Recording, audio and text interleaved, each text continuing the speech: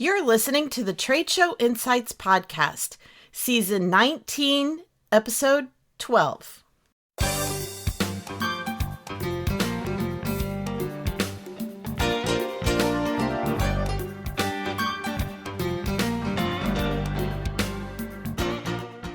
I'm your host and exhibit marketing strategist, Marlis Arnold, bringing you tools to improve your exhibit results. On today's episode, brought to you by the Exhibit Marketers Cafe, we're talking about how to intentionally design memorable moments on the show floor.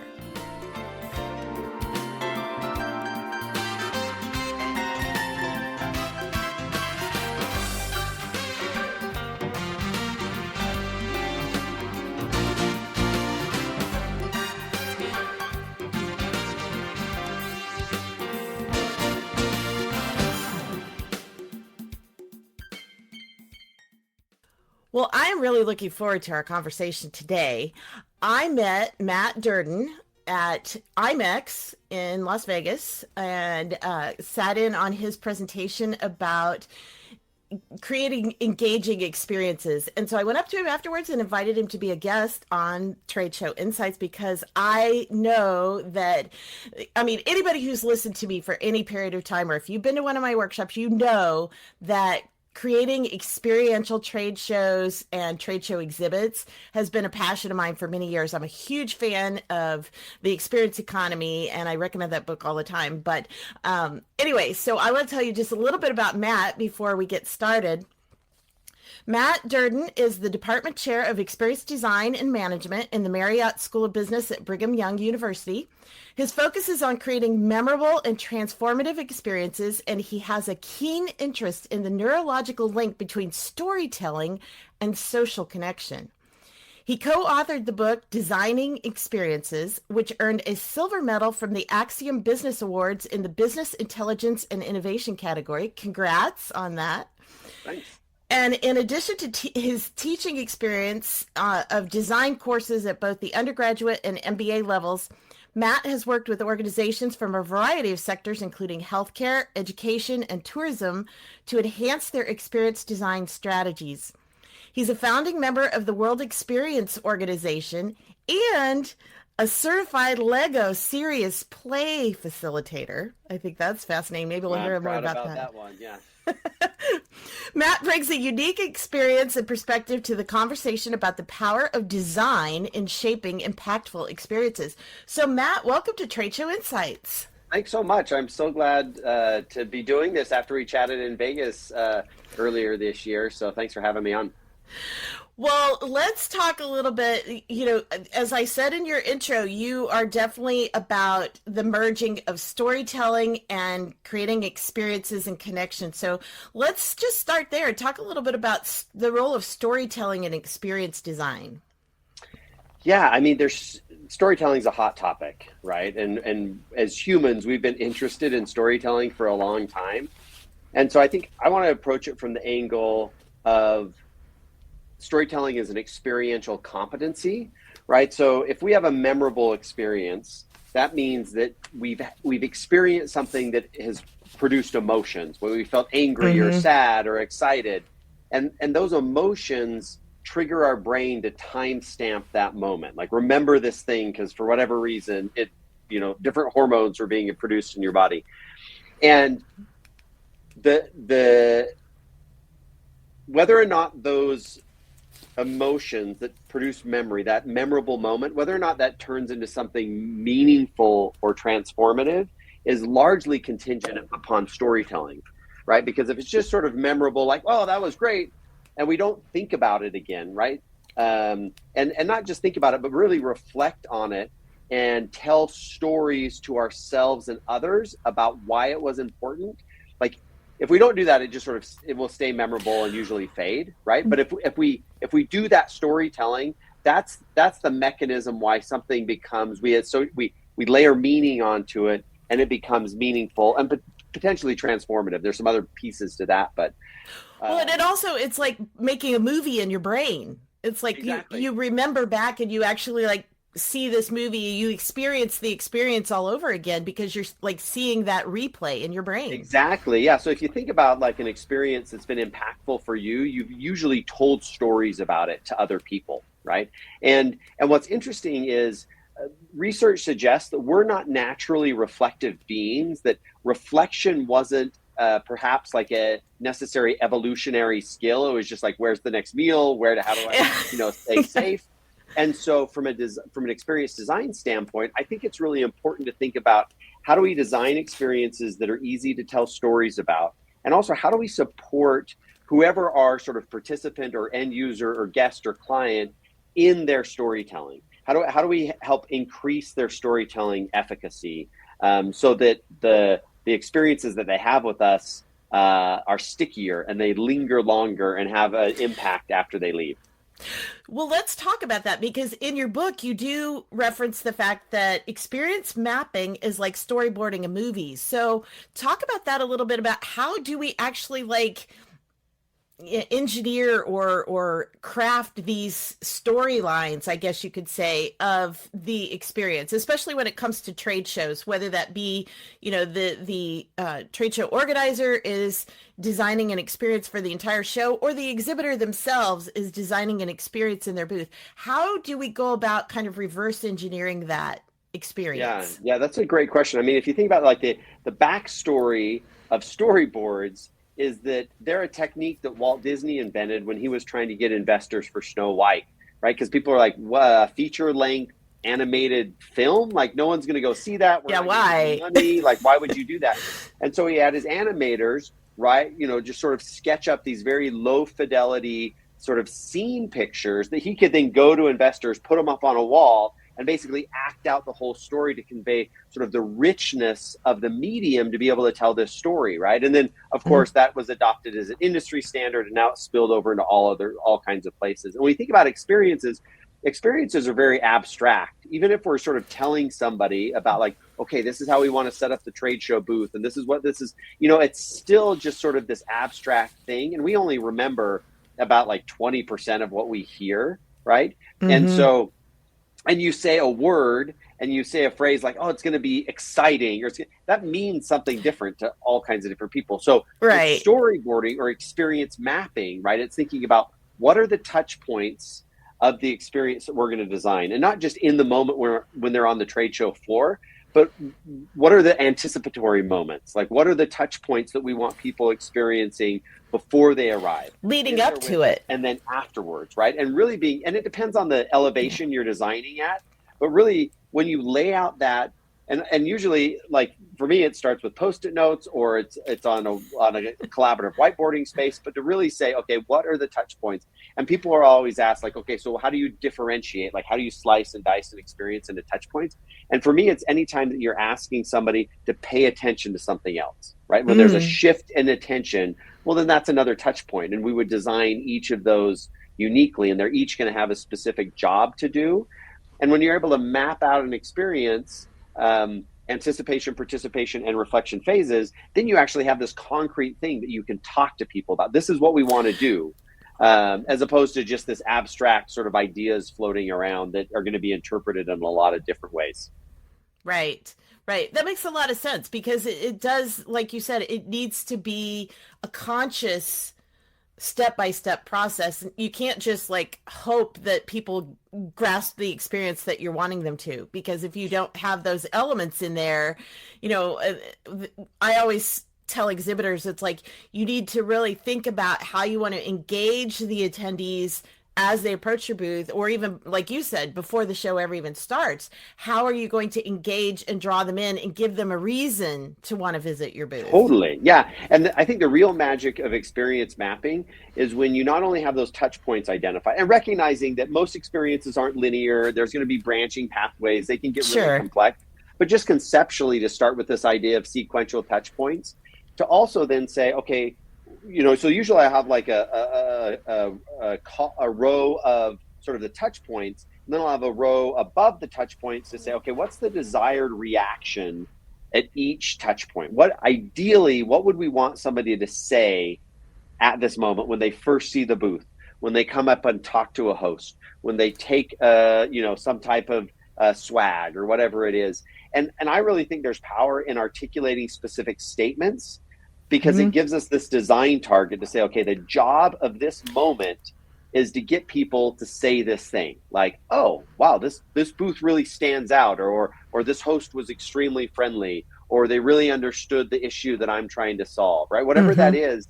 And then you sort of make all of your, when you're designing that touch point, then you say, okay, we're going to connect everything to this sort of desired reaction. Like that's our goal. And it gives us this focus as opposed to, sort of this creative constraint, as opposed to like, well, we'll just, this is how we've always done it, or I saw somebody else do this, or hey, we got this deal on this thing. We've got a more Yeah. targeted goal. Yeah. And I think that's a problem with, at least with a lot of exhibitors I talk to, is that they do go into it, like you said, for the approach of, oh, well, here's this cool new technology we can use in our booth, or here, this is what we've seen everybody else doing, or, those kinds of things. And they're not looking at it from a strategic perspective of what is it we're wanting people to do? Even just the question of, I ask exhibitors all the time, what are your goals? And they always go, oh, well, we want to get a lot of leads. It's like, okay, well, first of all, what's a lot? And second of all, what are you wanting them to do? What are you wanting them to feel? Yeah. What action are you wanting them to take? So you Yeah. got to really dive deeper into what that ultimate objective of your exhibit is. Yeah, and So, really, if we're talking about behavior, right, that we sort of say, let's back up and think, okay, what's the emotion that is going to mhm. lead to an insight that's going to lead into attitude change, that's going to lead to a behavior change? Like, there's all of these steps, right? And so, yeah, the overall goal may be, yeah, we want 100 leads, that and defining what that means, like that then return and buy or whatever, but then backing up and saying, okay, like what are all the steps to get them to that point, and then let's design an experience that helps them go on that journey. Well, or even like you were talking about with the whole storytelling and having them reflect and tell the story later. It's like even design, how do you want to design your booth so that, people the attendees either go get somebody else and say, oh, come, you got to go see this booth. I'm going to bring you over here.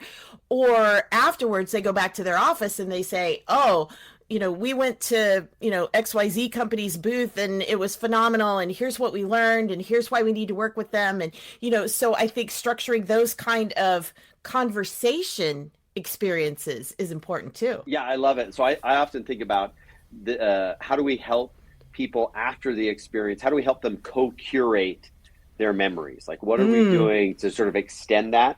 A lot of the experiences that I design are learning experiences, right, as a professor. And I really love work of educational researcher Kevin Pugh. He writes about transformational education, and he defines a transformative learning experience as exhibited by future intrinsic use of content, right? So it doesn't matter what happens in the moment in the classroom. You can't tell if it's transformative in that moment. But if somebody leaves your classroom and says, I want to apply this thing that I learned, and they do it and it makes whatever they're doing better, like that's transformative learning. And so from an exhibitor standpoint, it's saying like, it's not what happens in the moment where we determine success. It's what that interaction then leads people to do. And I love your example of like, how do we design an experience and design sort of things that we give people that are going to increase the likelihood that they're going to go tell somebody else about it. Yeah, and like you said, sometimes you don't really realize what kind of an impact you've had. I just had somebody come up to me in an event last night and said that something that I said just randomly in a conversation a year ago, how she's taken that and really run with that piece of advice and really, it's really turned into a whole new venture for her. And I was like, wow, I had no idea. It was just a casual conversation for me. So, had I been really focused on making that a point, it would have been a very Yeah. different experience on Yeah. my end. But anyway, so yeah, Yeah. so it is true that yeah, you can, if you really consciously think about what you're teaching or what you're telling people, it can make a huge difference. So And there's just such power in having these creative constraints, right? Because it's one thing to say, well, let's come up with a good idea for a booth, and even though it's like anything goes at that point, it's really hard to come up with ideas. And research shows this. But when you constrain and say, well, what are ideas that we think would cause people to have a conversation about our booth the next week? And that's what we're Hmm. designing for. Then you start getting really interesting ideas if you can have this more narrow focus of what you're trying to do. Or even, what can we design that would help them call us to mind 6 months from now, or Mm-hmm. even, something way down the line, because, so many times exhibitors think that it's all about what happens in that first week or two. And it's like with sales cycles the way they are, sometimes they could be 6, 10, 18 months, Yes. so it's about building, like you said, that Yeah. long-term And I memory. love that 6 month. I mean, this is a total random idea, but it gives you these brainstorming ideas of like, okay, we're going to give you this plant. And if you take this home and send us a picture of the plant that is now 10 inches high, it should take about 4 months. We're going to give you a 15% discount off or whatever, right? Like you start coming up with ideas that you wouldn't think of without that really specific target of what we're trying to facilitate. Yeah, yeah, and building that long-term memory. Hmm. I love that. Yeah. Well, one of the stories that you tell in the book, I think, is, and you may not have ever thought of it from this perspective, but the story of Tom and the hummingbird. Hmm. I read that and I really thought about, this reminds me of attendees at a trade show. So share that story. Now you may think of it in a whole new light. So this just goes back to like some of my previous experience. I for a couple of summers I was a camp director of a wilderness camp for disadvantaged kids. My wife and I directed this program, and it was tied up into research and sort of led me on an academic path. Anyways, we had this kid at the camp who we'll call Tom, not his real name, but man, he was just like this bundle of energy. Like he was just bouncing off the walls all the time. He had this big bushy head of hair, and he was just like continuous motion all the time. We had one of the camp counselors who was over environmental education, and he did this unit on bird watching. And you think like bird watching, this is not going to capture like this 12-year-old hyperactive kid's attention. Um, but the counselor, in addition to just being really empathetic and connecting with kids, also sort of gave them this challenge. It's like, you know what? Like we have these hummingbird feeders. And if you come over there and put some like sugar water on your finger and stand really still by these, there's a chance that a hummingbird will stand, like come land on your finger. And for whatever reason, this just captured this kid's attention.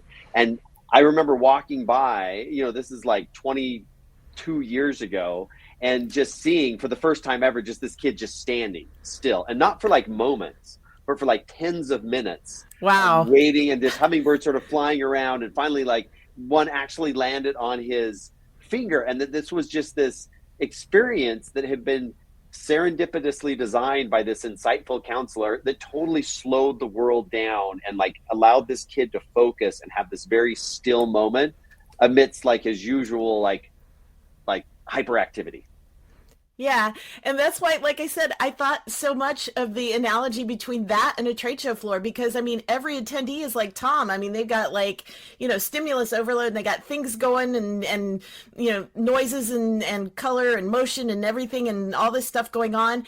And to be able to design your exhibit so that it's like that hummingbird feeder that people just like stop in awe and really are in the moment and in the flow. And so that's why I really loved that story, because I thought that's exactly what we're trying to do when we design a trade show experience, is to Yeah. get people to stop and I've focus. I've never thought about that, but I can't think of too many more sort of like hyper stimulus settings than a big trade show floor, right? There's so much stuff going on. And Mm-hmm. what's interesting about, you mentioned flow, right? So Mihaly Csikszentmihalyi's flow theory has a variety of sort of like tenets or characteristics of flow. The most common one people will return to is this idea of like we experience flow when there's this alignment between skill and challenge. And if there's too much challenge, we get nervous. If there's the challenge is too low, skills high, then we're bored. And so I think it'd be interesting to think about from a trade show exhibit or a booth, like how do you present opportunities for people to experience a little challenge, right? Or like they're like challenge and skill. Like how do you promote flow? Because for Tom in this moment, it was like, oh wow, like the challenge is holding still for this thing, but I really want it. Waiting for that And reward. yeah, waiting for that reward. And so I think that's a really interesting way to think about like, yeah, how could you design for that moment of like that somebody could have this sense of like stillness and hyper focus Mm-hmm. in this environment of really stimulus oversaturation. Yeah. Yeah, like I said, you're probably never going to think of Tom and the Hummingbird the same I know, again. yeah, this is incredible. I love it. I love a whole new sort of layer to that story.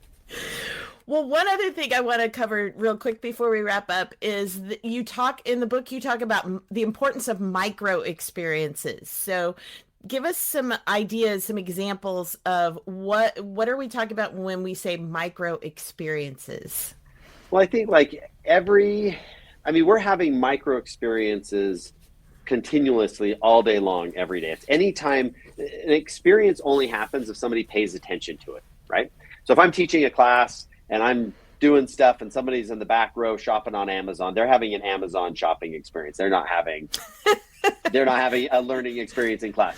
So it's like we are paying attention to things all the time, right? And we also live in an environment where everything's calling for our notifications on our phone and our watches and our wherever, all over. And so those moments of when we want people to pay attention. I mean, a lot of times we're just designing ordinary moments that are just like easy, but we have to think about like what are we doing to capture people's attention that they are willing, because John Dewey, who was an educational philosopher, talked about the fact that a lot of the experiences we have actually aren't even experiences because they're not coherent enough. We just pay attention to we're over here. Mm. And this is like 100 years ago. He's talking about people being distracted. He would probably Oh, if he only knew now.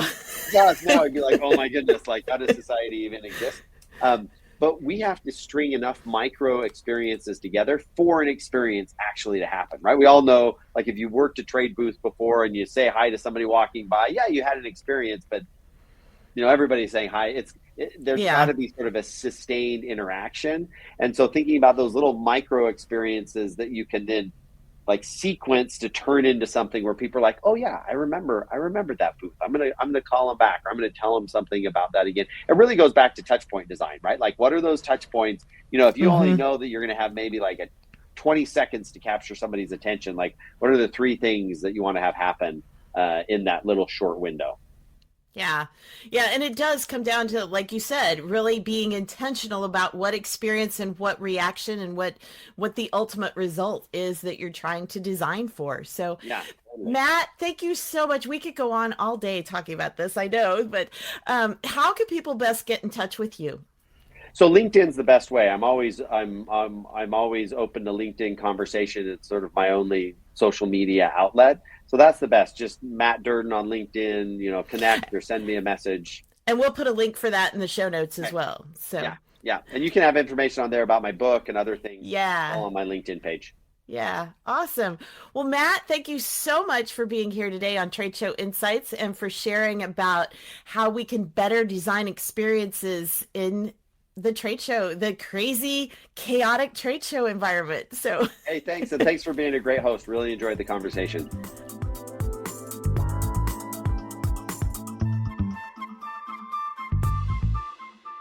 if you enjoyed today's episode and would like more, you can subscribe to the Trade Show Insights podcast and automatically receive future episodes on your chosen device. Simply search for Trade Show Insights in Apple, Spotify, or virtually anywhere else that podcasts are found, then click the subscribe button. Trade Show Insights is protected by the Creative Commons copyright license.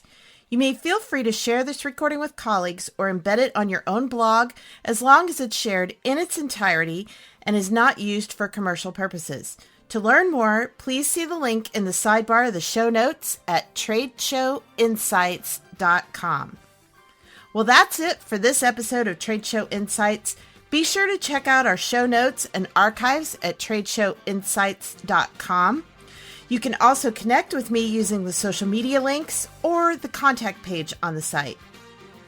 I'm Marlis Arnold. Thanks for listening, and be sure to join us next time for more tools to improve your exhibit results.